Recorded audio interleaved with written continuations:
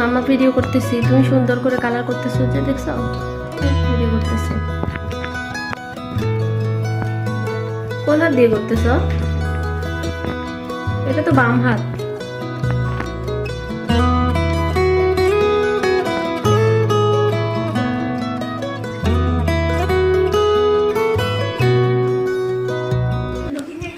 এখানে আম্মু কিছু জিনিসপত্র পাঠাইছে দেশের থেকে মামার কাছে। সেই জিনিসপত্রগুলা আমাদের এখানে থেকে আমরা দেশি অনেক কিছুই আমরা পাই না, এখানে পাওয়া যায় না। এখানে কোরবানি মাংস এগুলা আমরা কিছু খেয়েছি, আর কিছু আবার বক্সের থেকে এখনো খুলিও নাই।